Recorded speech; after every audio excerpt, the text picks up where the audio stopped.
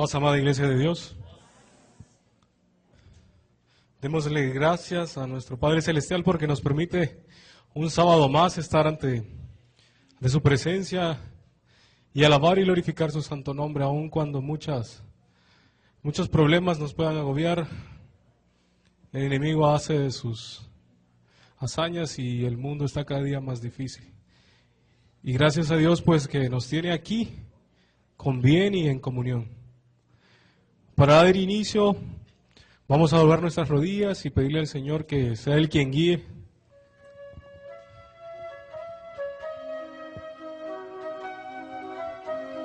Amantísimo y Padre Celestial que habitas en gloria, Señor, en el nombre de tu Hijo amado Jesucristo, nuestro único Rey y Salvador, venimos ante tu presencia, Señor, a darte las gracias por permitirnos estar aquí una vez más, un sábado más ante tu presencia, alabando y glorificando tu santo nombre. Perdona nuestras faltas porque quizás nuestra carne, Señor, aún, Señor, está en lucha, Padre, con el Espíritu. Porque tú, Señor, tú sabes que la carne es débil.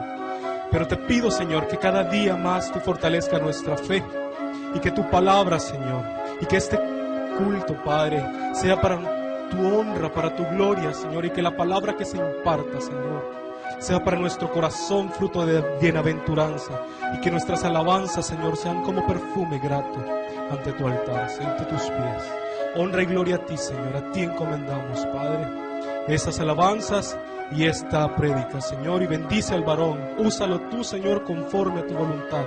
Que sea tu palabra, Señor, que solo seamos unos utensilios, Padre, herramientas del poderoso, del Dios todopoderoso. Honra y gloria a ti, en el nombre de tu Hijo amado Jesucristo, lo pedimos todo. Amén. Amén.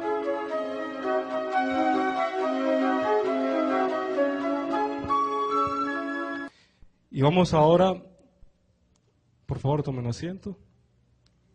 Vamos a leer la palabra de Dios en Salmos 24, ya para entregar a nuestro predicador.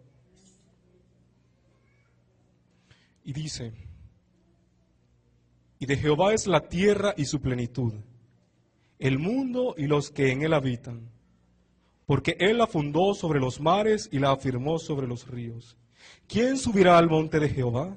¿Y quién estará en su lugar santo?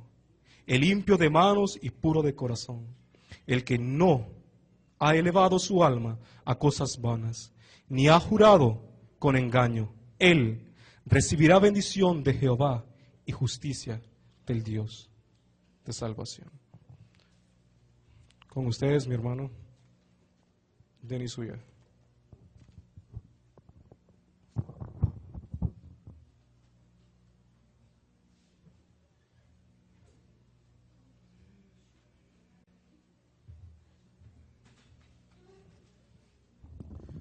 Paz, queridos hermanos.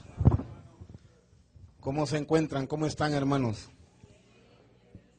¿Cómo nos hemos edificado en este día del Señor? Si hemos hecho lo correcto, ¿verdad? Y lo correcto en el día del Señor, gracias, hermano, es, hermanos, que nosotros dediquemos por entero a la adoración de nuestro Dios. Hay una parte en la Escritura que dice: no andando en tus propios caminos, ni hablando tus propias palabras. Entonces este día no es para pláticas personales, hermanos. Algunos nos enredamos en pláticas y asuntos personales que no tienen que ver nada con lo que es en el día del Señor. Por eso yo les recuerdo y les pido que nos dediquemos única y exclusivamente a la adoración de nuestro Dios, ¿verdad? Hemos caído a veces en pláticas ahí que nada tienen que ver, y tratemos nosotros de enderezarnos. Para eso es, ¿verdad?, el consejo. Si andamos mal, ¿qué hacemos entonces con el consejo? Bueno, corregimos, nos enderezamos, ¿verdad? Si no hemos actuado rectamente. Por favor, siéntense por un momento.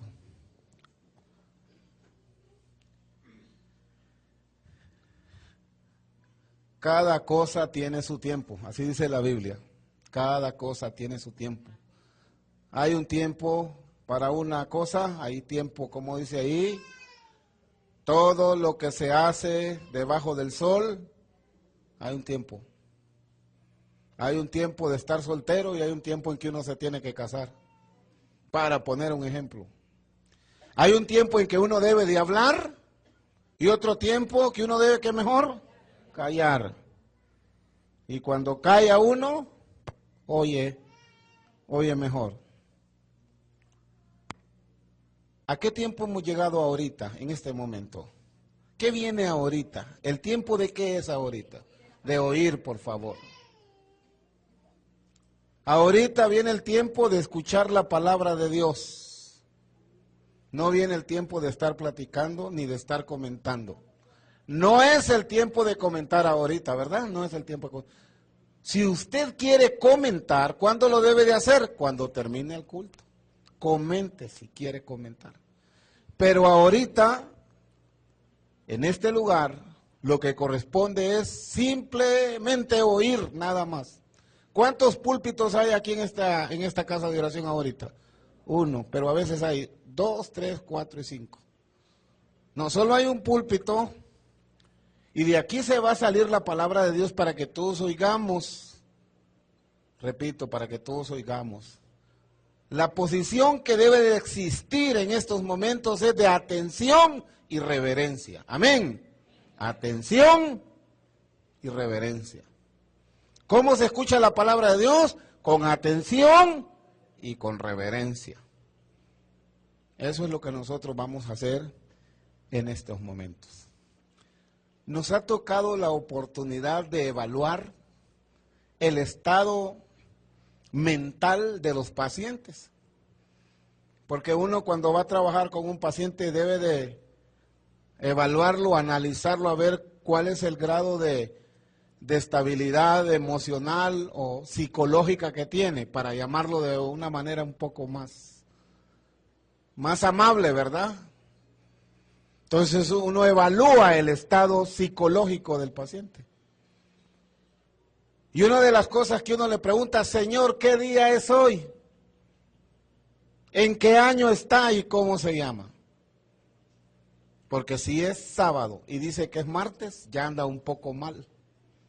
¿Dónde se encuentra en estos momentos? Pues han habido pacientes que andan tan mal. Bueno, ahorita estoy en el rancho, me dice. Y está en el hospital. Entonces, una persona cuerda es la que se ubica en el tiempo y en el lugar. Amén. Yo les hago una pregunta. ¿Dónde estamos ahorita? En la casa de oración. ¿Se ubica? ¿O no sabemos dónde está? Porque si no sabemos dónde estamos, sí andamos un poco mal. ¿Dónde estamos ahorita, hermanos? Repito, en la casa de oración. ¿Y qué vamos a hacer ahorita? Escuchar la palabra de Dios. Quien no se ubica en el lugar y quien no se ubica en el tiempo, necesita la evaluación de un psiquiatra. A veces yo estoy en el parque. ¿Y cómo actúo yo ahí, hermanos? Pues como en un parque. Me voy de chancletas, de unas bermudas bien largas, respirando el aire puro, si es por un lado. Esa es la actitud de estar en un parque, ¿verdad, hermanos? Pero ubiquémonos que no estamos en un parque ahorita. A veces hay un murmullo, ahí en la mañana hay un murmullo. Qué molesto, Dios. Se oye mal. No nos ubicamos. No nos ubicamos. A veces tenemos sesiones de trabajo, ¿verdad, hermano? Bien serio todo el mundo ahí. Y vamos nosotros a tratar. Y de repente sale alguien fuera del lugar y empieza ahí con cosas y a reírse y todo el mundo lo queda viendo. Está desubicado. Ubíquese, por favor, le dice él. Y yo amablemente les digo que por favor nos ubiquemos en el lugar que estamos, que es la casa de oración. Amablemente, ¿verdad? Solo les recuerdo, nos recordamos. Como dice la palabra, mas Jehová está en su santo templo, calle delante de él toda la tierra. Tenemos que pelear contra nuestra mala educación. ¿Y sabe cómo dice la Escritura? Cuando fueres a la casa de Dios, acerca tu pie, ¿para qué? Para oír. Y no dar sacrificio a los necios, el concierto de los necios, porque ellos, dice que no saben qué hacer mal. Entonces, ¿cuál es la actitud que nosotros debemos de tener en la casa de oración? ¿Cuál es la actitud? De atención y de qué más? ¿Ah? Y de reverencia. Tenemos que tener una actitud de reverencia hasta para sentarnos y hasta para oír la palabra de Dios. Eso es lo que nosotros debemos de siempre recordar cuando venimos a la casa de oración. Solo hay un púlpito, hermano. En la escuela hoy solo hay un púlpito. Solo de ahí sale la enseñanza. No hay ni 3 ni 4 púlpitos. Solo es para que nosotros nos ordenemos según Dios. Porque a veces todos, me incluyo, caemos en cosas que no son correctas cuando escuchamos la palabra de Dios. Repito, ¿cuál debe ser nuestra actitud? Amén, hermanos. ¿No se molestan? ¿Se molestan, hermanos? No. Y si no hay alguien, hermanos, que corrija o trate de exhortar, entonces ¿cómo nos vamos a corregir? Si a mí no me dicen que yo tengo errores, porque a veces no los echamos de ver, ¿se fijan? Hasta que a uno le dicen. Entonces a mí Denis, porque casi nadie se atreve a corregir a otra persona, porque a veces, nos enojamos cuando nos corrigen. A mí no me digas nada. Pero si a uno no lo dicen, a veces no echa de ver sus errores, y si no echa de ver sus errores, ¿qué pasa? No corrige. Y a veces caemos, hermanos, en errores en la casa de oración. Bueno, sirva esto para ver, ¿verdad? Si corregimos un poco nuestro mal proceder. ¿Saben ustedes, hermanos, que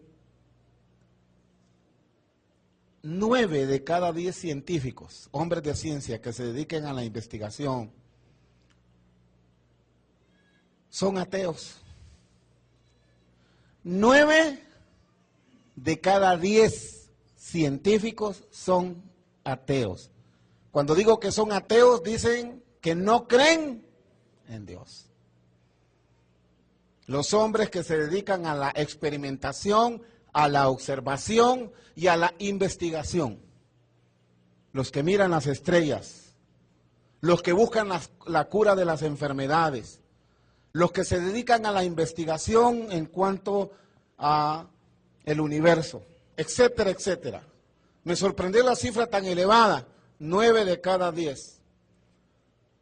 ¿Por qué creen ustedes que los científicos en su mayoría no creen en Dios, hermanos? ¿Por qué creen ustedes? ¿Cuál será? Yo creo que es una de las profesiones más altas en cuanto al ateísmo. ¿Por qué será que ellos no creen en Dios? Por la lógica, dice. Miren, una de las cosas fíjense, una de las cosas por las cuales los hombres no creen, los científicos no creen, es que ellos caminan siempre experimentando y buscando pruebas. Eso. Ellos siempre exigen pruebas. Siempre ellos en su investigación, ellos ven testimonios reales de lo que están buscando. Entonces los científicos lo que exigen es una prueba evidente de la existencia de Dios. Y cuando ellos leen en la Biblia que Noé metió en un arca, ¿cuántos animales? 2 animales de limpios y 7 parejas de inmundos, creo que así es. Y se cree que en aquel habían más limpios, que inmundos. Pues cuando ellos hacen un cálculo que existían un promedio de 200,000 especies, ellos hacen las dimensiones y los cálculos y no creen que tal cantidad haya podido caber en un arca de una dimensión determinada. Es imposible para ellos. Entonces, cuando ellos ven estas cosas, no creen en un Dios, porque no es lógico lo que atestigua la palabra de Dios, que para nosotros es nuestro libro. La Biblia no es científica, amén, no es científica. Las cosas, ¿cómo las creemos nosotros? Les hago una pregunta, ¿ustedes creen que cupieron todos los animales en el arca, aunque sea imposible que hayan cabido matemáticamente hablando? ¿Ustedes lo creen? El científico no lo cree. Dame una prueba y te creo, dicen ellos. Matemáticamente imposible. Ahora, dame una prueba de la existencia de Dios. Presentame a Dios. Las cosas espirituales, ¿cómo las creemos nosotros, hermanos? Por fe.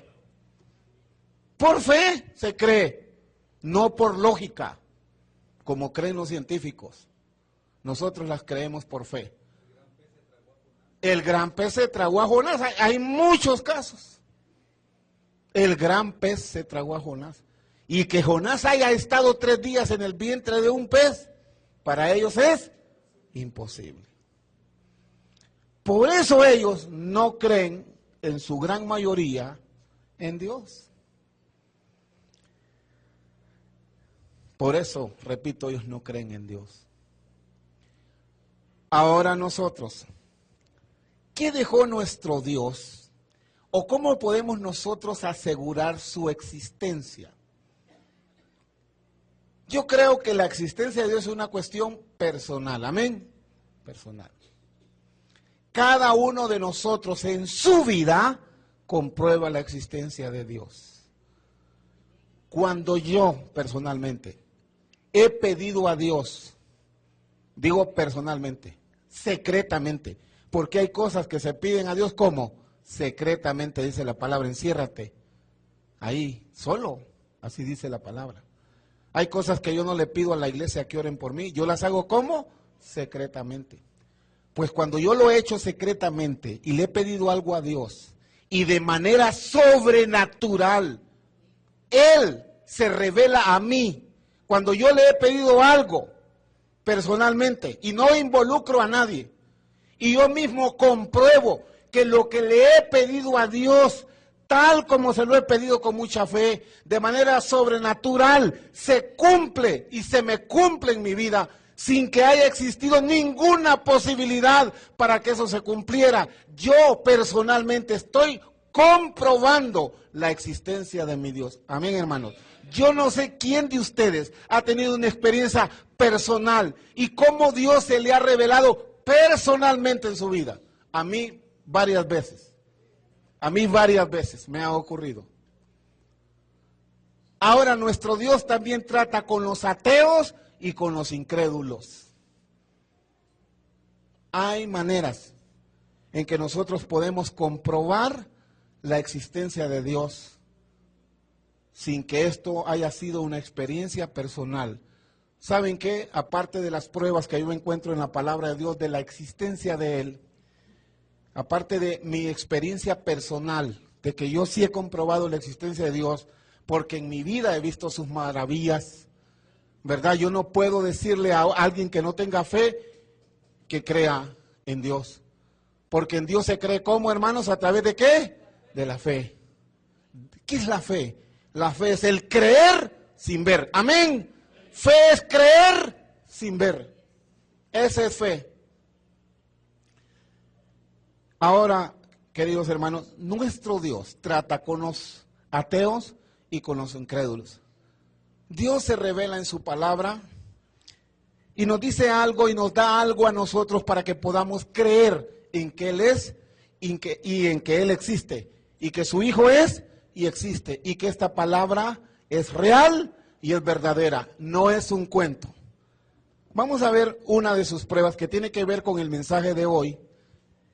Aquí en la segunda carta del apóstol Pedro, en su capítulo 1, versículo 21.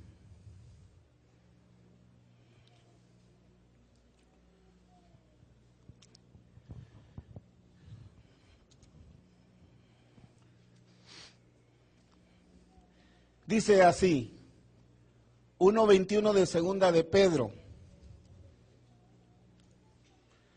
Porque nunca la profecía fue traída por voluntad humana.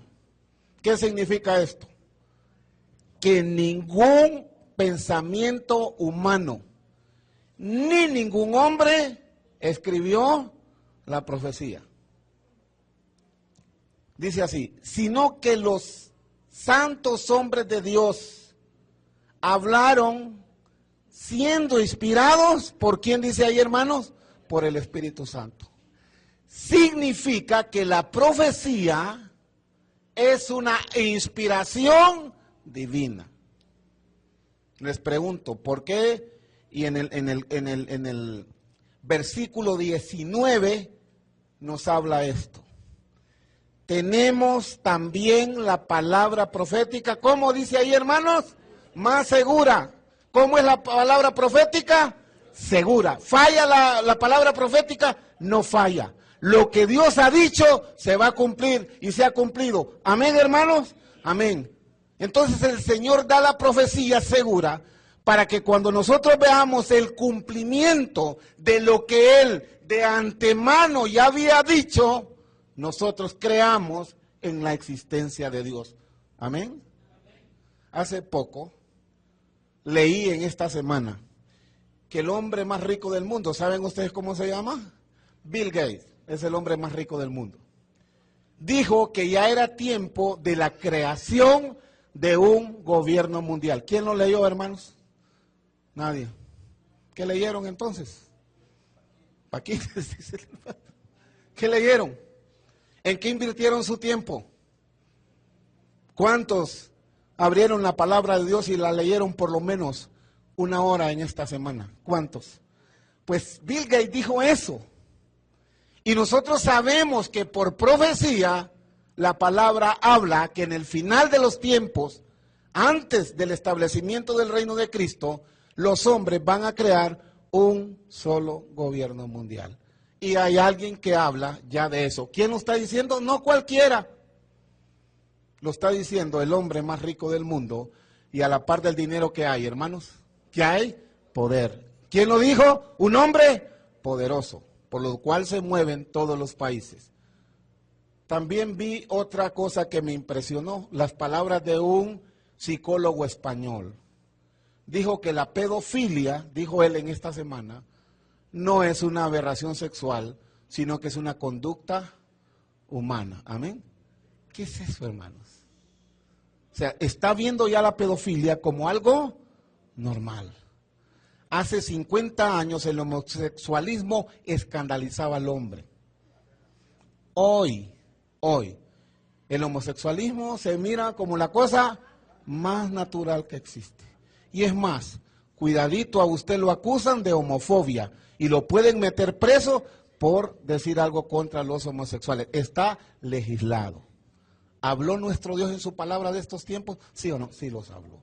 Él dejó la profecía para que nosotros, cuando se cumplieran estas cosas, estuviéramos nosotros comprobando la existencia de Dios. ¿Por qué? Porque la profecía no fue traída por voluntad humana, sino venida directamente ¿de quién? De nuestro Dios.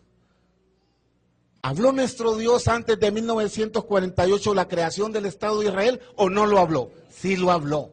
Cuando eso se cumplió, los que habíamos creído por fe, bueno, digo habíamos, yo no había nacido, no soy tan viejo, pero en ese momento estábamos comprobando, ¿qué cosa estábamos comprobando? La existencia de mi Dios. Amén.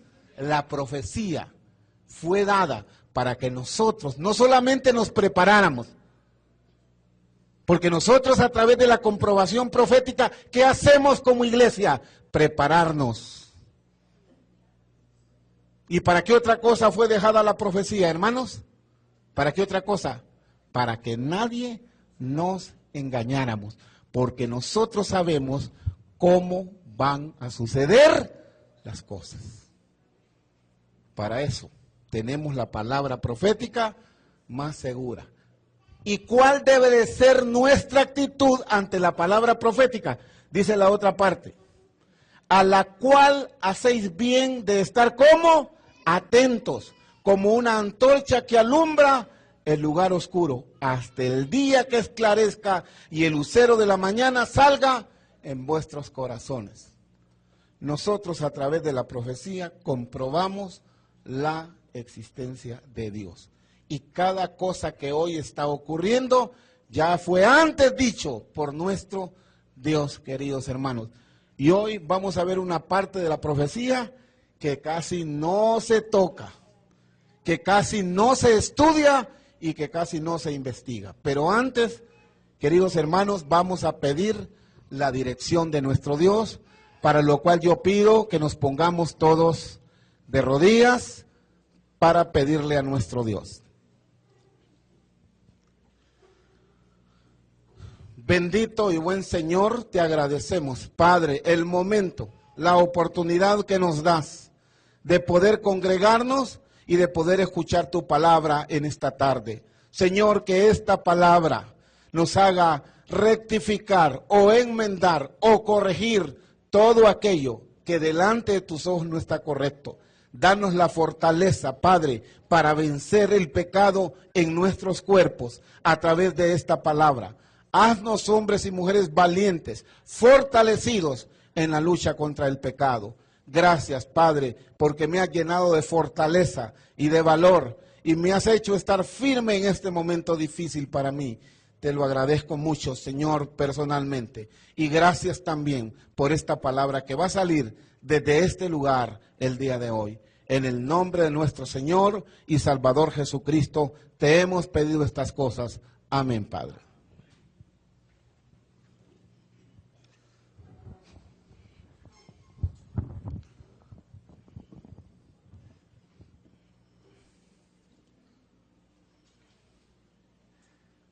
Y hablando de la profecía,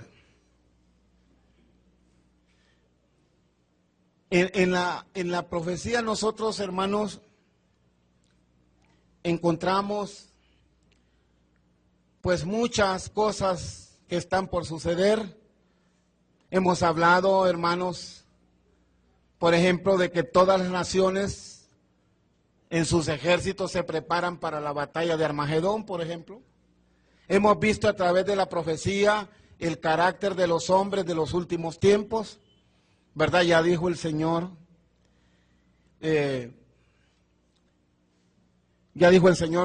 cada una de estas cosas, pero poco se estudia y poco se dice qué iba a pasar con la fe en los últimos tiempos. Casi no se toca eso realmente. ¿Cuál va a ser el estado de fe de los hombres de los últimos días? ¿Qué van a hacer los hombres con la palabra de Dios en los postreros días? Casi eso no se toca. Muchos teólogos, estudiantes de la palabra de Dios, dicen que lo que se espera para los últimos días es una gran efervescencia espiritual. Billy Graham hablaba de conversiones en masa en los últimos tiempos. Que en los últimos tiempos casi toda la gente iba a entregar su vida al Señor. Y se habla repito, de conversiones masivas, de la predicación del evangelio por todos los rincones del planeta. Se hablaba, hermanos, y se habla de que la Biblia iba a ser traducida y conocida por todos los hombres, conocida mas no entendida. Porque realmente la Biblia es el libro más traducido y más editado del mundo. Es incontable la cantidad de Biblias que existen en el mundo. Pero, ¿entiendes lo que lees? ¿Cuál es hermanos, realmente, qué se iba a hacer con la fe en los últimos tiempos? Y hoy vamos a estudiar en profecía la fe en los últimos tiempos. ¿Qué dijo el Señor Jesús que iba a pasar con la fe?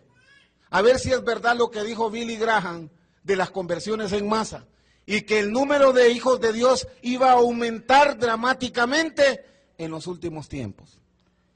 Si nos vamos a la profecía bíblica en cuanto a la fe, nos vamos a dar cuenta de muchas cosas.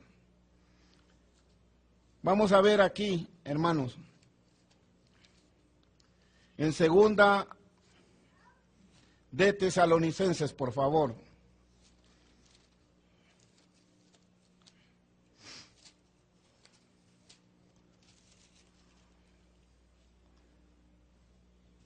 Segunda de Tesalonicenses, en su capítulo 2, versículo 1 primeramente.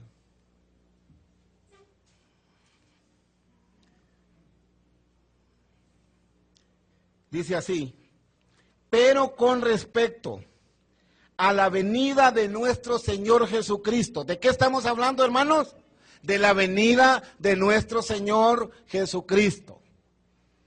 ¿Esto es profético o no es profético? Sí. ¿Por qué es profético? Porque ha sido anunciado y todavía lo estamos esperando. ¿Quién lo está esperando? Amén, digan. ¿Lo estamos esperando? ¿Estamos listos? Sí, porque es una profecía. Dice, pero con respecto a la venida de nuestro Señor Jesucristo y a nuestra reunión con Él, os rogamos, hermanos, que no os dejéis mover fácilmente de vuestra manera de pensar. Y dice el versículo 3 para ahorrar, hablando de la venida de Cristo. Nadie os engañe en ninguna manera. Miren, ¿qué está hablando el apóstol aquí? Que no nos dejemos engañar. Amén. Fíjense bien. Porque Cristo no vendrá, dice, porque no vendrá sin que antes venga, ¿qué cosa? La apostasía.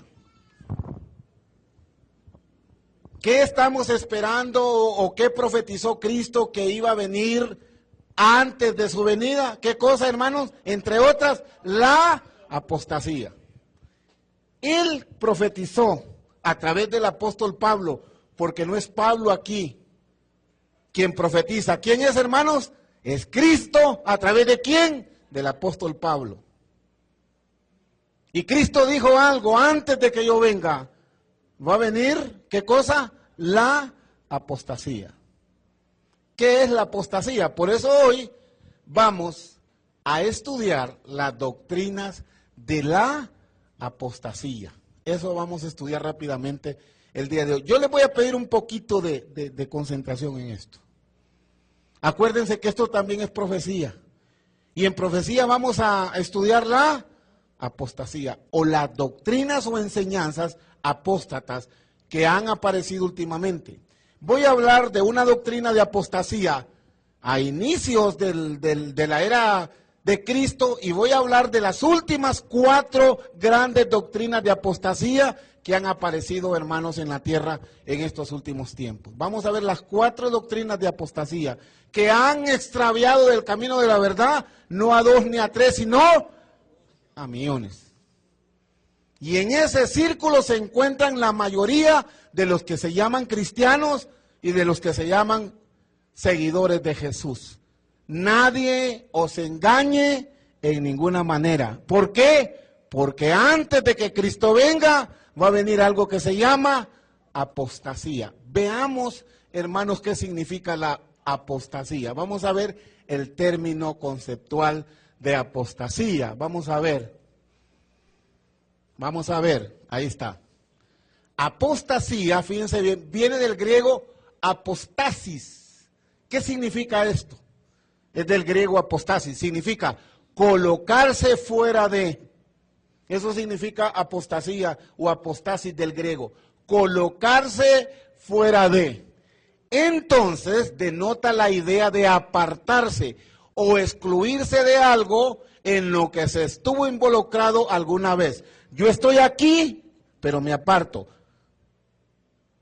Esto sería, ¿qué cosa sería la apostasía? Creer, pero luego, ¿qué cosa? Abandonar la fe. ¿Qué profetizó Cristo entonces, hermanos? Que muchos en los postreros tiempos, ¿qué iban a hacer con esta fe? La iban a abandonar. ¿Qué profetizó Cristo con respecto a esta apostasía? ¿Y qué dijo Cristo con respecto a la fe de los hombres de los últimos tiempos? Veamos estas cosas, por favor. Miren qué dijo Cristo. San Mateo, en su capítulo 24. Les voy a pedir a los hermanos que están en la cabina que se concentren en lo que hemos hablado, ¿verdad? Porque ese es un ministerio, es un oficio. Si vamos a predicar con respecto a esto, entonces con esto vamos a utilizar esto, ¿verdad? A ver si me doy a entender. A veces platican ahí, entonces se distraen.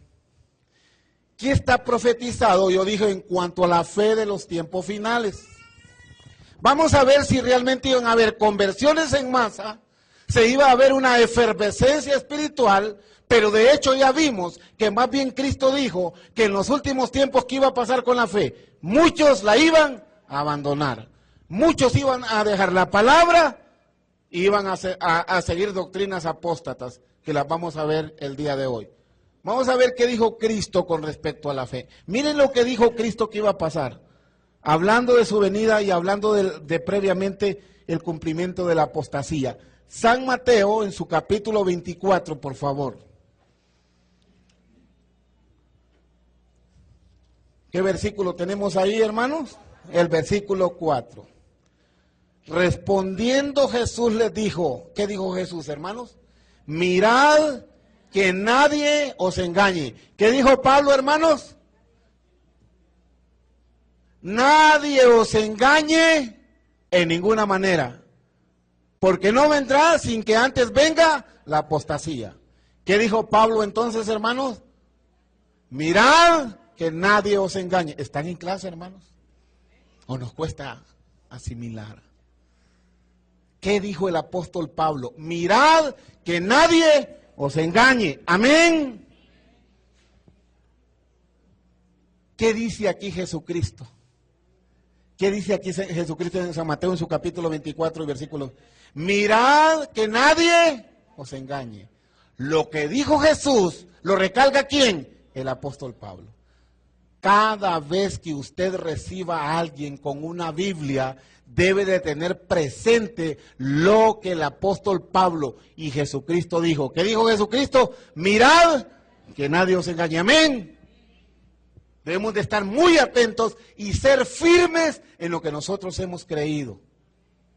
Porque aún dentro de la iglesia no se van a levantar apostasías.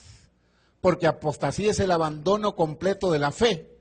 Por eso que quien ha caído en apostasía no tiene que ver nada con la iglesia de Dios. Pero dentro de la iglesia de Dios, hermanos, no se pueden levantar apostasías, pero sí se pueden levantar herejías. Y la palabra de Dios también profetiza que en medio de vosotros se levantarán herejías. ¿Lo han leído? Ahora, ¿qué es una herejía? ¿Cuál es la diferencia entre apostasía y herejía? Apostasía es el abandono completo de la fe. Por eso la iglesia de Dios no tiene que ver nada con los grupos protestantes. Pero dentro de la iglesia de Dios se pueden levantar, ¿qué cosa? Herejías. Le voy a dar un ejemplo de una herejía. ¿Cómo creemos, ahorita que mi hermano me platicó, cómo creemos o cómo hemos creído según la palabra de Dios que está Cristo en los cielos? ¿En espíritu o en carne? ¿Cómo hemos creído? A ver, ¿cómo creen ustedes que está Cristo en el cielo? ¿En carne o en espíritu? En espíritu. ¿Seguros, verdad? Bueno, seguros en espíritu. ¿Y cómo vamos a heredar nosotros el reino? ¿En carne o en espíritu? ¿En el primer Adán o en el segundo Adán? En el segundo Adán. ¿Qué es en qué? En espíritu. Pero una herejía es creer que Cristo esté en los cielos en carne. Tengamos cuidado. Herejía es creer en todos los puntos menos en uno. Eso también es pecado. ¿Y eso cómo se llama? Herejía. Apostasía es el abandono completo de la fe. Amén. El abandono completo de la fe. Pero en la iglesia de Dios no se dan apostasías. El que apostata de la fe, completamente separado. Pero el hereje está dentro de la iglesia. Ahora, ¿qué dijo Jesucristo? San Mateo 24:4. Respondiendo Jesús les dijo, mirad que nadie os engañe. ¿Por qué, hermanos? Miren lo que dice. Porque vendrán muchos en mi nombre diciendo, yo soy el Cristo, ¿Y a cuántos van a engañar? Dice ahí. ¿Qué dijo Jesucristo con respecto a la fe? A muchos engañarán. Amén. Ahora, ¿qué esperamos nosotros en los últimos tiempos o en los postreros tiempos que estamos viviendo? ¿Que son más los que andan en el error o son más los que andan engañados o los que están en la verdad? ¿Qué dijo Jesucristo en profecía? ¿Qué dijo? Que muchos iban a estar como engañados. Amén. En el siglo XXI, en este año, donde el número de cristianos anda alrededor de ¿cuántos millones, hermanos? A ver, ¿cuántos millones de cristianos? Así, no hablo de la iglesia de Dios. ¿No saben cuántos millones de cristianos hay? Falta lectura, hermanos. Falta lectura. Yo leo la Biblia, hermanos. Yo la leo. Y si no la leo, la medito. No me quiero jactar. Pero también leo National Geographic, hermano. También leo eso. Hay aproximadamente 1.000 millones de católicos. Y hay aproximadamente ya como 1.200 millones de católicos y hay casi 800 millones de protestantes que entre católicos y protestantes forman lo que se llaman los cristianos, que creen en Cristo. Amén. Ahora, de esos 1.900 millones,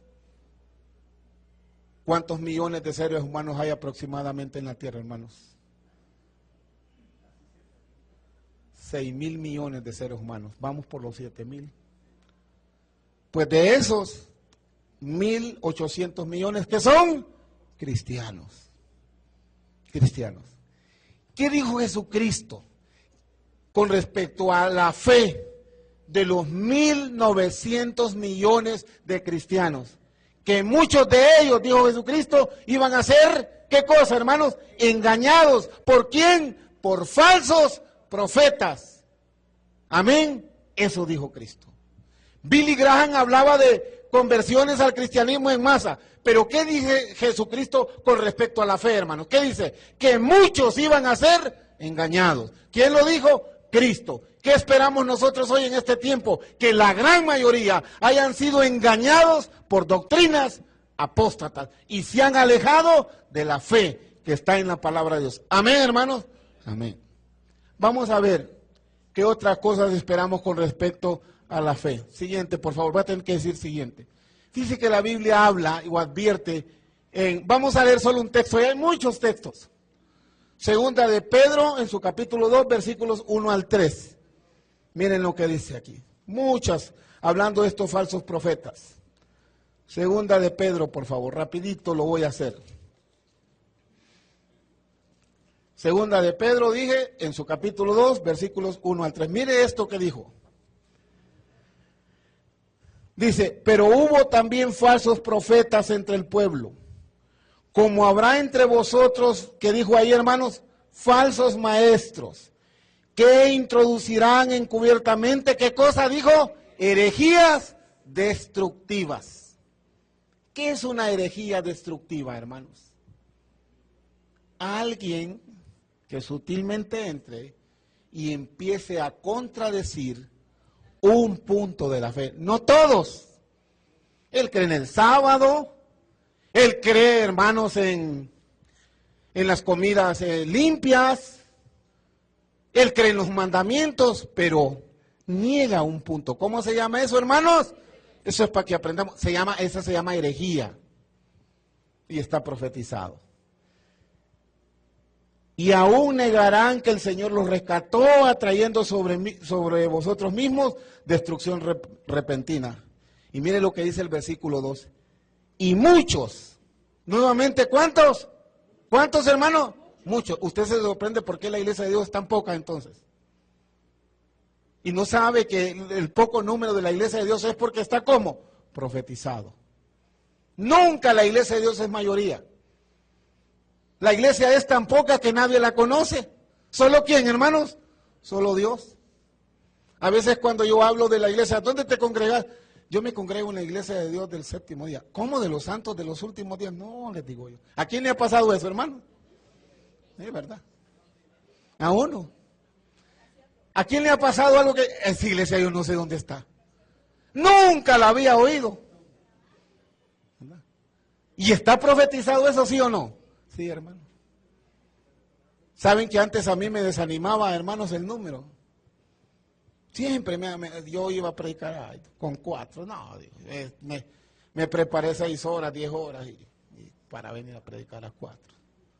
Pero desde que entendí que eso estaba profetizado, hermanos, a mí me da lo mismo predicar con 2, lo he ido a hacer, que con 20 o 30. Pero nunca la iglesia de Dios va a ser numerosa. ¿Por qué, hermanos? Porque eso está profetizado. ¿Dónde? Lea aquí en el versículo 2. Y muchos seguirán sus disoluciones, por causa de las cuales el camino de la verdad será blasfemado. Mire lo que dice el versículo 3. Y por avaricia. ¿Qué cosa es la avaricia, hermanos? Por querer tener más. Y por avaricia harán mercadería de vosotros con palabras fingidas. Sobre los tales ya de largo la condenación no tarda y su perdición no se duerme.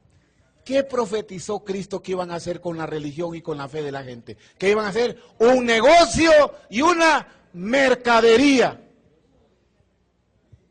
por los cuales el camino de la fe, ¿qué iba a ser? Blasfemado. ¿Saben ustedes qué hacen los pastores actuales con los diezmos y las ofrendas de la gente? ¿Saben lo que hacen? Viven en sus deleites. Pat Robinson, televangelista norteamericano, cuando se le hizo una investigación, se descubrió que sus perros tenían casas con aire acondicionado, hermano, y que sus camas y sus baños eran de marfil y de oro. Eso es una verdad, eso nadie lo puede negar. Y que la vida de los actuales televangelistas es vida de magnates. Hay un apóstol, ¿cómo se llama este apóstol de origen hondureño, hermanos? Guillermo Maldonado. Tiene un avión privado para él solito. ¿Y Cristo en qué se deambulaba, hermanos? En un burro, en un pollino. ¿Estaba profetizado eso o no estaba profetizado? Sí. ¿Cuántos han sido engañados por estos hombres? Millones, miles. ¿Quién lo dijo? Nuestro Señor y Salvador Jesucristo. Habla de los falsos profetas por los cuales muchos iban a ser engañados. ¿Y qué iban a hacer de la fe de la gente, hermanos? Mercadería. Y eso lo vamos a ver más adelantito, un poco rápido. Siguiente, por favor, porque... Siguiente, por favor. Fíjense lo que dice aquí. No vamos a comentar las imágenes, ustedes solo véanlas, ¿verdad? En San Pedro Sula existe el templo más grande en Honduras, ya lo dijeron, ¿verdad? Es un Ebenezer, se llama ese templo, hermano. Es un auditorium completo, tiene pantallas gigantes, hermanos. Y solo el coro de esa iglesia, tiene más miembros que los que nos congregamos aquí. Solo el coro, hermanos. Son más.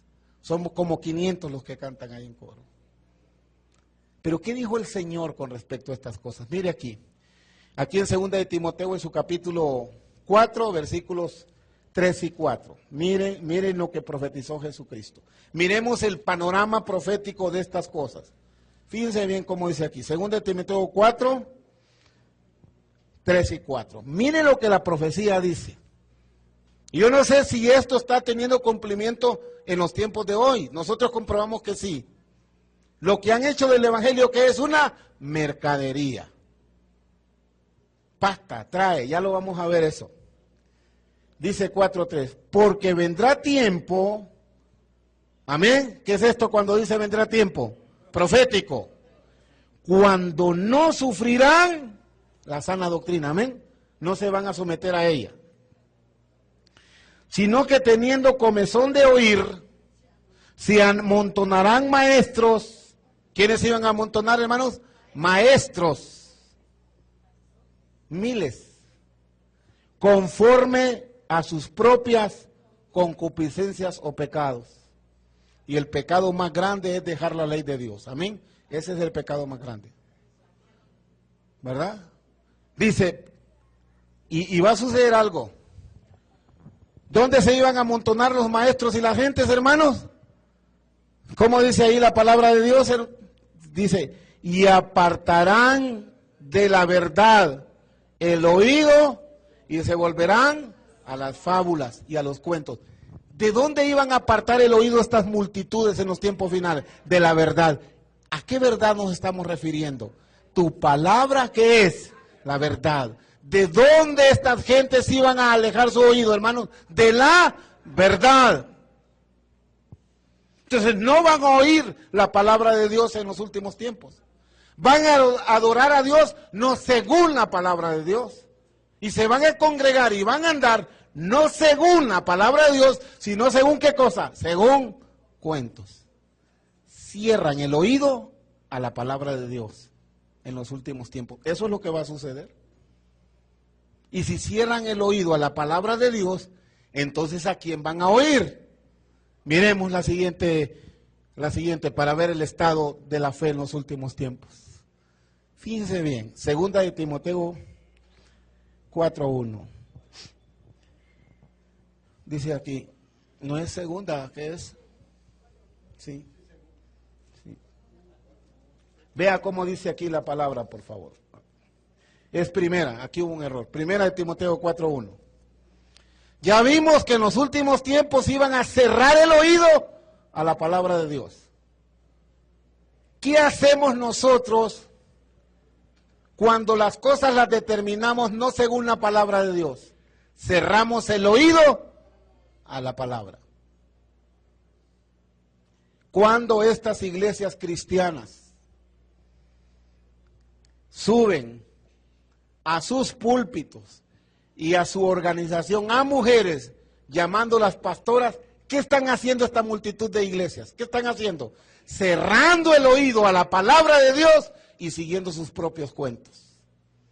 ¿Qué dice la palabra de Dios? Porque no permito a la mujer enseñar ni tener dominio sobre el hombre. ¿Está escrito esto, hermanos? ¿Está escrito esto, hermanos? Está escrito. ¿O no está escrito, hermanos? ¿O no lo han leído? ¿Está escrito? Sí, está escrito. Ahora, ¿qué hicieron estas iglesias cuando suben a sus púlpitos a predicar mujeres? ¿Qué hacen estas iglesias, hermanos? Cierran el oído a la palabra de Dios y oyen a las fábulas. Eso es lo que hacen. Ahora, ¿la iglesia de Dios sigue manteniendo esa fe o la va a cambiar? La sigue manteniendo. ¿Entienden bien las pocas mujeres de esta iglesia? ¿Están entendiendo que esto está determinado por Dios y que las mujeres tienen otros ministerios en la iglesia, hermanos? ¿Lo entienden las mujeres? Sí, lo entienden. Ahora les hago una pregunta. ¿Cuántas iglesias tienen pastoras en sus congregaciones, hermano? ¿Qué han hecho entonces esas iglesias?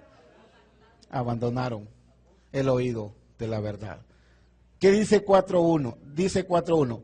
Pero el Espíritu dice claramente que cuando dice ahí, hermanos, que en los postreros tiempos algunos apostatarán de la fe.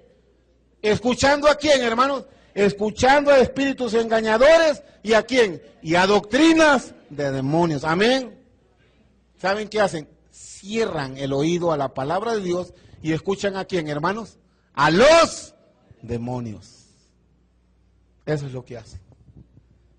Teniendo un panorama así de todo lo que Cristo dijo y todo lo que la profecía dice con respecto a la fe, ¿qué podemos ver nosotros entonces en los últimos tiempos con respecto a la fe, hermanos? ¿Qué podemos ver nosotros? ¿Que los hombres se iban a acercar a Dios o que los hombres se iban a alejar de Dios? ¿Qué vemos nosotros?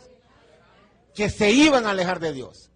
Son más los engañados, son más los que han torcido el camino, son más los que se han apartado. Cristo habló de la apostasía. ¿Y qué es la apostasía, hermanos? ¿Qué es la apostasía? El abandono de la fe. Y tengamos cuidado nosotros con la herejía. Creer que Jesús está en carne es una herejía. Tengamos cuidado. Porque las herejías, ¿cómo entran, hermanos? ¿Haciendo escándalo o entran cómo? Sutilmente, encubiertamente. Así es que el Hijo de Dios debe de seguir el consejo de Pablo y de Jesús, que dijo, ¿cómo? Mirad que nadie os engañe. Cuidadito que a la iglesia de Dios han querido entrar herejías. De vez en cuando han querido entrar herejías. Y nosotros, ¿cómo nos debemos de mantener? Principalmente los ministros, vigilantes. Amén. Vigilantes. Sutilmente ahí. ¿Verdad? Sutilmente. Eso. Para terminar, ya se alegraron cuando dije terminar, ¿verdad? Para terminar la primera parte, yo sé que esta es una lucha entre carne y espíritu. Cristo dijo, el espíritu está dispuesto, pero ¿cómo es la carne, hermano? Débil. ¿Saben cómo está diciendo la carne? Deja de oír, cierra los ojos. Eso está diciendo.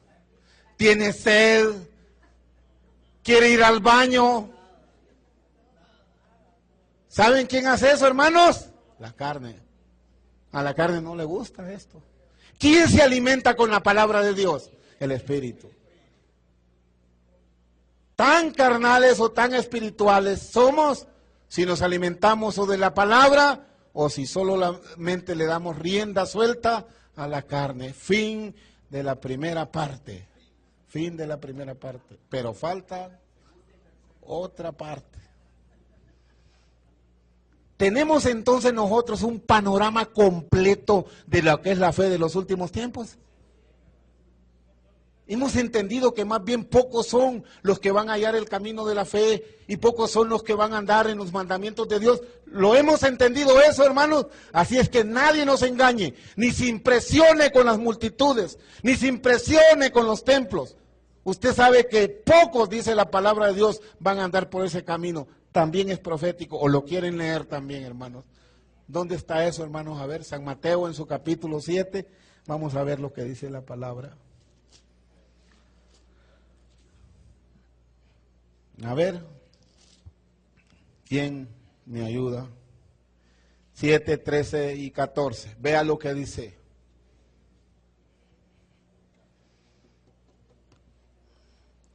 Siete, 13 y 14. Entrad por la puerta estrecha, porque ancha es la puerta y angosto el camino que lleva a la perdición. ¿Y cuántos entran por él, hermano? Y muchos entran por ella. Porque estrecha es la puerta y angosto el camino que lleva a la vida. ¿Y qué dice ahí, hermanos? Pocos son los que la hallan. ¿Confirmamos lo que acabamos de leer en esto o no lo confirmamos? ¿Está usted dudoso de su fe, hermanos? Esa iglesia de usted no crece. ¿Han oído eso, hermano? Ay, esa iglesia es tan pequeña, tan aburrida. No danzan, no se alegran, no aplauden. Las mujeres ahí hasta feas son... Mentira, mentira. Las mujeres no se alegran, no celebran. ¿Qué pasa con esa iglesia? No tienen el avivamiento, dice. No tienen. ¿Qué es lo que dice la palabra de Dios? La palabra de Dios está confirmando lo que nosotros nos toca vivir. Ay, hermanos, viene el miércoles, venimos 10, aleluya. Como dicen ellos. Hemos visto que la fe va a ser abrazada por ¿cuántos? Por pocos. Para terminar, entonces, la primera parte, ¿cómo se llama este mensaje? ¿Cómo le pusimos, hermanos? Las doctrinas de apostasía. Ya hemos visto en general qué iba a pasar con la fe de los hombres de los últimos tiempos. Y hemos comprobado que esto realmente está sucediendo. Amén, está sucediendo. Es profético. Apenas nos mantenemos nosotros. Apenas. Ahí están las inscripciones de clases de bautismo. 5, 6. Y de 5 y 6 queda uno. Y de ese uno a los 2 años. ¿Cuántos hay en el camino? ¿Cuántos andan por la verdad? ¿Sabe por qué? Porque ser hijo de Dios es renunciar completamente al mundo. Amén. Y eso no lo pueden hacer muchos. Ahora, vamos a ver las doctrinas de la apostasía. Me voy a referir a la primera doctrina de apostasía que hubo, o al primer abandono de la fe. Vamos a ver. Esta fue la primera doctrina apóstata, profetizada por nuestro Señor Jesucristo. Se realizó en Nicea, en el concilio de Nicea. Nicea no es una ciudad italiana, es Turquía. En el año 325, muy reciente que Cristo había partido a los cielos, muy reciente, hermanos, que los apóstoles ya habían muerto y solo habían quedado sus escritos y solo habían quedado las iglesias fundadas por los apóstoles en Asia y en partes de Europa. Los escritos apostólicos ahí estaban, ya la Biblia había tomado forma, ya se había adaptado el Antiguo Testamento de los masoretas judíos, juntado con el testimonio de Jesús o los escritos apostólicos. Apenas en el año 325 surge la primera gran apostasía dentro de la fe. Concilio de Nicea, nace la doctrina trinitaria. Constantino, emperador romano, que no tenía que ver nada con la iglesia cristiana, pero era el emperador del Imperio Romano donde estaba la iglesia. Tuvo un cambio de actitud con respecto a los cristianos. En vez de perseguirlos, les permitió la libertad de culto. ¿Verdad? Él les dijo, bueno, reúnanse. Y sucedió algo. Él intervino en la iglesia cristiana. Y entonces, para poder conciliar el paganismo que vivía Roma con el cristianismo, empezó a insertar dentro del cristianismo ciertas doctrinas paganas. Una de esas doctrinas paganas es la doctrina de la triada, de los tres dioses paganos que existieron. Entonces, alejándose de la palabra de Dios, en el año 325 nace lo que se llama la doctrina trinitaria, poniendo al Espíritu Santo como Dios, establecido definitivamente luego en Constantinopla, un poco tiempo después, en el año 385. Cuando se eleva al Espíritu Santo, al título de ¿qué, hermanos? De Dios. Y se equipara junto a Dios y junto con el Hijo. Pero ¿qué enseña la palabra, hermanos? ¿Qué enseña la palabra? Hay un solo Dios y mediador entre Dios y los hombres. ¿Quién? Jesucristo. Ahí nace la primera doctrina apóstata, profetizada por nuestro Señor Jesucristo. Y esa doctrina en Constantinopla nació lo que se llama el credo trinitario. ¿Quién se sabe el credo, hermanos? ¿Aquí quién se lo sabe? ¿Se acuerdan que se lo metían a uno de niño? ¿Se acuerdan? Bueno, yo nunca, pero yo miraba a los demás que iban a las clases de ¿qué? De catequesis. Creo en el, y no me solo, ¿verdad? Padre, y a los niños se los metían y se los siguen metiendo en la mente, ¿verdad? Pero ese credo nació hace muchos años. Hace muchos años. Y ustedes ven que ese credo trinitario es abrazado por los protestantes y por los católicos. Todos creen en la doctrina trinitaria, que es un estudio aparte. Y aún los adventistas creen en el Dios trino. Pero eso, yo digo, y pónganse a pensar algo, si esa hubiera sido una doctrina bíblica cristiana, ¿por qué hubo necesidad de realizar un concilio para imponerlo? Si ya se hubiera creído. ¿Verdad? Si yo hubiera estado establecido, ¿por qué hubo que reunirse para establecer esa doctrina trinitaria si no fue por una imposición pagana que Constantino hizo en la iglesia cristiana? Y aquí la iglesia cristiana empezó, hermanos, a desviarse. Y ahí fue donde empezó a nacer lo que hoy conocemos como la iglesia católica, apostólica y romana, porque ahí nació con ese credo, y ese credo actualmente absorbe a la gran multitud de cristianos de estos días, tanto católicos, protestantes y adventistas, abrazan la doctrina trinitaria, pero la iglesia de Dios es casi la única, se podría decir, que todavía sigue manteniendo la fe que nos dejó nuestro Señor y Salvador Jesucristo. Solo lo doy como una referencia. Cristo habló de la apostasía, pues esta fue una gran apostasía. Y después vienen muchas cosas. Después se introdujo la veneración a imágenes. De ahí se introdujo, hermanos, la adoración a la cruz. De ahí se introdujo la ascensión a María. ¿Dónde está eso en la Biblia? Después se introdujo y se insertó la Navidad, etcétera. Después se insertó que Cristo había resucitado el domingo para exaltar el domingo. Después se introdujo también lo que es el domingo, etcétera, etcétera, etcétera. Terminamos entonces la segunda parte. Y ahora vamos con las últimas doctrinas paganas. Y veamos esta. Fíjense bien. Aunque no lo crean esto. El despertar del Espíritu Santo. Parece que el Espíritu Santo en los siglos anteriores, ¿cómo había estado, hermanos? Dormido. Ellos habían dicho que el Espíritu Santo no había actuado, se había dormido, se había alejado de los hombres. Y en 1902, 1902, hubo dicen ellos, despertar del Espíritu Santo en Estados Unidos de Norteamérica. Cuando el Espíritu Santo se derramó sobre ciertos miembros e iglesias bautistas de Estados Unidos y congregacionales. Ahí nace lo que se llama el movimiento pentecostal, con este caballero. ¿En qué significaba, hermanos, el derramamiento del Espíritu? Significaba esto: sanidad, milagros y hablar en lenguas. Charles Parham, en 1902, fue el creador de este movimiento del derramamiento del Espíritu Santo. Y en ese año, y en esos años nace lo que se llaman las iglesias pentecostales. ¿Por qué creen ustedes que se llaman iglesias pentecostales? ¿Por qué se llamarán iglesias pentecostales? ¿Porque son 5 costales? No. Porque ellos decían que por profecía el Espíritu Santo estaba siendo derramado sobre ellos. Y mire, y tenía unos videos aquí para que miren cómo es el derramamiento del Espíritu para ellos. Pero como que no me dio tiempo y no funcionó el internet para poder bajar esos videos.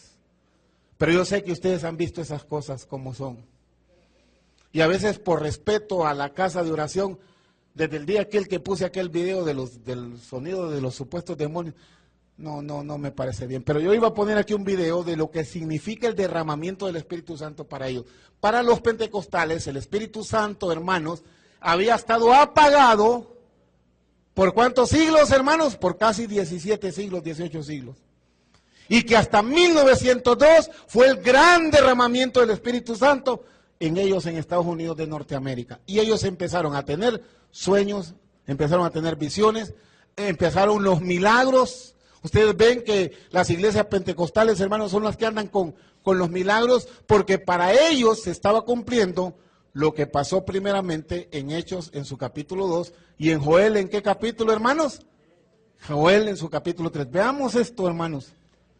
Hechos en su capítulo 2. Ya vamos a terminar.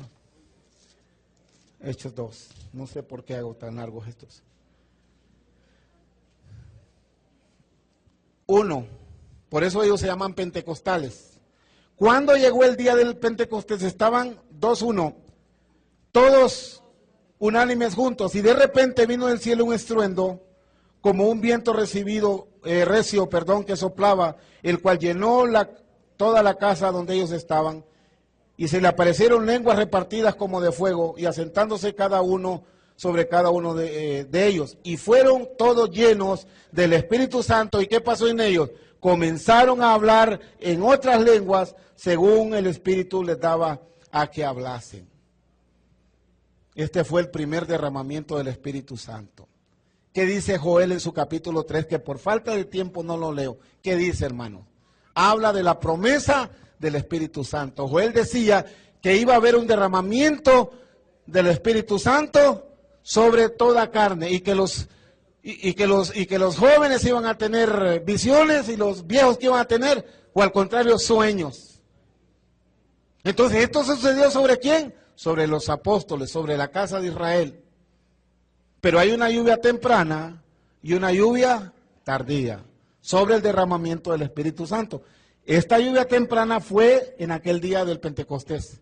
Por eso estas iglesias, a partir de 1902, nace lo que se llama el movimiento pentecostal. Porque para ellos, en ese tiempo, fue un nuevo derramamiento del Espíritu Santo. Les hago una pregunta, ¿en qué están equivocados ellos? A ver quién me dice, ¿en qué están equivocados ellos? ¿Cómo recibe el gentil el Espíritu Santo, hermanos? Por imposición de manos. Está enseñado, es apegarse a la palabra de Dios. Ahora, ¿solo sobre quién se iba a derramar el Espíritu Santo? Sobre la casa de Israel. ¿Eso está profetizado? Sí. Ya fue la lluvia temprana en el día del Pentecostés. Pero ¿cuándo va a ser la lluvia tardía? A ver, ¿cuándo va a ser la lluvia tardía? Hace muchos años lo predicamos aquí. ¿Cuándo va a ser la lluvia tardía? Cuando el Espíritu Santo se derrame sobre la casa de Israel. ¿Cuándo? ¿Cuándo, hermanos? ¿El arrebatamiento para quién es? ¿Para Israel? Entonces, ¿cuándo se va a derramar? ¿Cómo yo puedo decirle al pentecostal que está equivocado? ¿Tenemos que estudiar o no tenemos que estudiar? ¿Cuándo va a ser el derramamiento? En la batalla del Armagedón. Y derramaré mi espíritu ¿sobre dónde? Sobre la casa de Israel, y mirará a mí, a quien traspasaron, ¿y qué va a pasar? Y llorarán. Y en ese tiempo, entonces, ahí los judíos van a tener sueños y visiones para reconocer a Jesucristo que viene entre las nubes. Entonces yo le digo al pentecostés, ¿saben qué? Eso no es para ustedes. ¿El derramamiento para quién es, hermano? Para la casa de Israel. Léanlo en Zacarías en su capítulo 13 y capítulo 14, Joel en su capítulo 3, Hechos en su capítulo 2. Ya se cumplió la lluvia temprana, ahora viene ¿qué cosa? Al final, la lluvia tardía. ¿Pero para quién? Para la casa de Israel. Entonces esta es una doctrina ¿cómo? Apóstata. Y ustedes ven que todas las iglesias pentecostales, según el Espíritu, hablan en lenguas. ¿Hacen qué cosa? Hacen visiones, tienen visiones, hacen sanidades, milagros. Yo les hago una pregunta, por falta de tiempo solo se los voy a mencionar. ¿En quién se cumplen los milagros? ¿Se pueden hacer milagros? ¿Han visto ustedes un milagro hoy?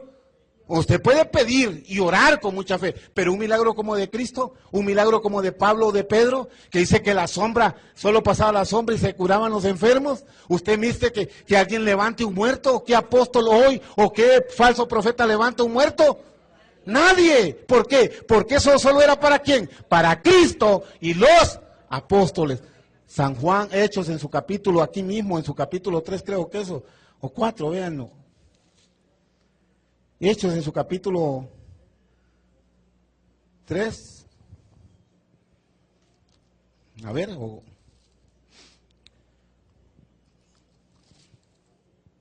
no, Hechos en su capítulo 5, perdón. Versículo 12. Y por la mano de los apóstoles, ¿por quién, hermanos? Por la mano de los apóstoles, se hacían ¿qué cosa? Muchas señales y prodigios en el pueblo, y estaban todos unánimes en el pórtico de Salomón. Dice, versículo 15, tanto que sacaban los enfermos a las calles y los ponían en las camas y en los lechos, para que al pasar Pedro, o a lo menos su sombra, cayese sobre alguno de ellos. Y aún de las ciudades vecinas muchos venían a Jerusalén trayendo enfermos, atormentados, y todos eran ¿qué cosa, hermanos? Sanados. Levántate, le decía. Los pentecostales reclaman esto. ¿Quién han visto un milagro así evidente? Nadie. Es una mentira. Solo cuentan. Mire, yo antes, pero yo lo quiero ver ahí. ¿Cuándo Cash Luna lo ha hecho ahí, hermanos? Nunca. Pongan orden, por favor. ¿A dónde estamos? Les dije, hermanos. Si quieren ya terminamos. No, si ya vamos a terminar. Pero reverencia. ¿Quién eran los que hacían los milagros? Solo los apóstoles. ¿Ese era cumplimiento para quién? Para ellos. ¿Cómo se manifiesta el Espíritu Santo en nosotros, hermano? Con que pierden, mire, ahí tengo una foto del conocimiento, caen, hermanos, y dan unos gritos estridentes. Y empiezan a moverse, hermanos, frenéticamente. Eso no es obra del Espíritu Santo. ¿A quiénes iban a oír ellos? A espíritus inmundos, dice la palabra de Dios. Esta es una doctrina apóstata. Porque el Espíritu Santo, ¿qué prodiga, hermanos? Benignidad, paciencia, mansedumbre, templanza. Esa fe, esa es la manifestación del Espíritu Santo. O cuando vieron a Pablo desmayado ahí temblando y echando espuma de la boca. ¿Qué son esos? Doctrinas de demonios apóstatas. Solo las voy a ir nombrando para terminar, hermanos. Esta otra. Doctrina de la prosperidad. Buscando la prosperidad material a través de pactos con Dios, hermano. Todas las iglesias están metidas en esto. Pacta y vas a recibir 500, quiero 1000 de 500. Una de estas predicadoras dijo, ponte el billete aquí, oye hablar a tu dinero. No sé si ustedes vean eso. Van a la iglesia a obtener dinero, a obtener riquezas. ¿Cuál es la doctrina cristiana, hermanos? El que creyere y fuere bautizado. ¿Qué venimos a buscar aquí, hermanos? La salvación. La iglesia fue fundada para que nosotros buscáramos la salvación. Cristo dijo que iban a hacer mercadería de vosotros. Y todo ese dinero a las manos de quien va, para que los líderes, pastores vivan, hermanos, una vida de lujos y de excesos. ¿Verdad? Siguiente, mire lo que dijo Cristo más bien.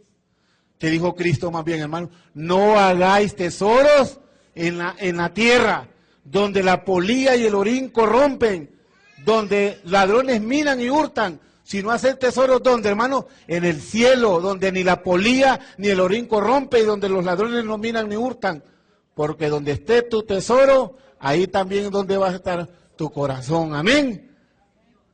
Tiran el dinero, hermanos, en los púlpitos. Miren, hay unos videos tan sorprendentes con respecto a la doctrina de la prosperidad que usted se va a sorprender, hermano. El fuego, ahora tienen una doctrina del fuego, sopla y ponen a soplar, búsquenlo, es algo terrible. ¿Cómo se han apartado de la verdadera fe las multitudes, hermanos? Y seguramente aún nuestros familiares están metidos en estas cosas. Sigamos ya, otra por favor, salvo siempre salvo, otra doctrina apóstata. Mire, la salvación no se pierde, eso es lo que ellos dicen, hagas lo que hagas. Alguien me dijo, bueno, Cristo perdonó solo tus pecados pasados, presentes o futuros, me dijo. ¿Qué dijo Jesucristo? Sin santidad, nadie verá al Señor, amén. El que que dice, sé fiel hasta la muerte, y yo te daré la corona de vida. Pero lo que anda en moda es que la salvación no se pierde, y eso lo creen todos los protestantes. Si nosotros no perseveramos hasta el fin, hermanos, Cristo nos lavó de nuestros pecados, pero nosotros debemos de mantener nuestra salvación. Lo último, la siguiente, yo creo que es la última, el despertar apostólico. ¿Saben cuándo nació esta doctrina, hermanos? En 1992. Ahora ya no es el despertar, del Espíritu Santo, ahora se han inventado algo, el despertar apostólico. Y nosotros hemos estudiado hasta la saciedad de estas cosas. No cualquiera era un apóstol. Ya hemos visto los requisitos del apóstol cuáles son, pero ahora en estos tiempos que hay, hermanos, muchos apóstoles. ¿Quién nombró a Guillermo Maldonado apóstol, hermano? ¿Quién nombró a este otro de Benecer apóstol? ¿Quién? Ni saben lo que hacía un apóstol, hermano. Cash Luna no es apóstol, es un falso profeta. ¿Verdad? Miren, todo esto, estos son los modernos apóstoles. Pareciditos a Pablo. Miren, estos son los apóstoles, miren. Mira, hasta una mujer apóstola hay. Sí hay. Y miren, solo miren los trajecitos que se gastan. Este se llama, tiene apellido Rocco, lo han visto, muchos ven. Y solo de pisto hablan, hermano. Ahí no le hablan de salvación, ahí no le hablan de la segunda venida de Cristo, ahí no le hablan de que debemos de estar preparados para la venida de Cristo. Ellos no creen en el reino de Cristo, ellos creen en el reino pero del dinero, solo hablando de dinero y de proyectos y de todo. Aquí están todos estos apóstoles, hay apóstoles nuevos. Ahí tenía unos textos, pues no lo vamos a leer por falta de tiempo. Sigamos, por favor, para terminar. Miren aquí a este otro, ¿cómo se llama Dante Gedel? Bien saben, ¿verdad? Lo miran, está bien.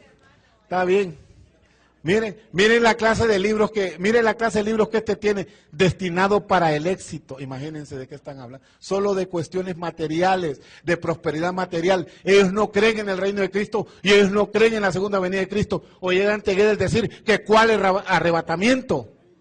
Ellos no creen en eso, se han alejado. El Dios de ellos es el dinero. Mire, esta boca es mía. Joyce Meyer es una mujer. Lo que tú dices, se cree lo que tú dices. Dinero, dinero, dinero, dice. Todos estos falsos, a eso se dedican. Ya Cristo había dicho que por dinero iban a pervertir la fe, queridos hermanos. Otra, porque es muy largo esto. Miren, aquí tengo frases célebres de esta mujer, mire. Los de $500 acá, dijo, yo lo vi esto.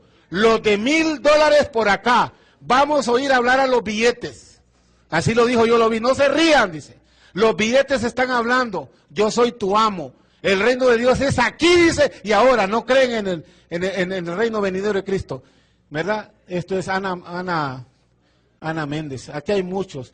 Tú puedes alcanzar las metas sin Dios. Yo soy dueño con tener mi propio jet privado. Este fue el que dijo este bárbaro. Etcétera, etcétera. Aquí tengo un montón. Miren este y que me están viendo, si nos están viendo, este aquí de enlace.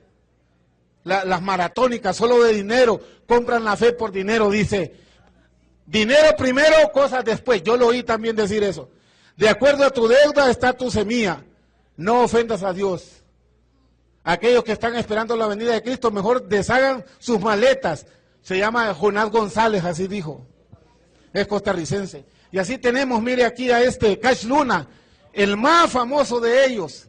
Somos dioses y Jehová Junior, ellos se llaman Jehová Junior. Porque si mi padre es Dios, yo soy un diosito. Y eso tiene mucha implicación. Dios es Michael Jackson, no se sabe, etcétera. Él dice que consumió marihuana, muchas cosas. Y este Maldonado, si tú quieres recibir la paga, así como pagas a una prostituta, yo lo oí decir eso. Que Dios abre las piernas. Dice barbaridades. Y hay multitudes que lo siguen. Yo lo he oído. Yo lo he oído. Sí. Dice, yo a veces le digo al Señor, mira diablo, los pastores necesitamos del billullo. Dios tiene tetas. No lo puedo decir. Es terrible esa. Yo la oí. Eso yo la oí. Búsquenlo si quieren. Y esos son los líderes cristianos que siguen multitudes. Esas son las iglesias que se llenan. Este Cash Luna, el más famoso de ellos, solo haciendo curas mentirosas, milagros mentirosos para pervertir a muchos. ¿Usted está conforme en la iglesia que está o no está conforme, hermano? ¿Sabe qué les digo, hermanos? No nos apartemos de esta fe. No nos apartemos de esta fe. Tengamos cuidado, somos una manada muy pequeña, nadie nos hace caso. Salimos como locos predicando la palabra por todos lados, ni en nuestras casas nos creen muchas veces.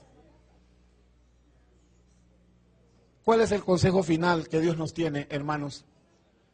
Fíjense cómo empezamos. Dice, pero con respecto a la venida de nuestro Señor Jesucristo y a nuestra reunión con Él, os rogamos, hermanos, que no dejéis mover fácilmente de vuestra manera de pensar, ni os conturbéis, ni por espíritu, ni por palabra, ni por carta como nuestra, en el sentido de que, hermanos, de que el día del Señor está cerca. Amén, hermanos. ¿Y cómo debemos de estar? Preparados y listos en esta pequeña iglesia que lucha día a día por mantener esta fe. Pasa a ustedes, hermanos.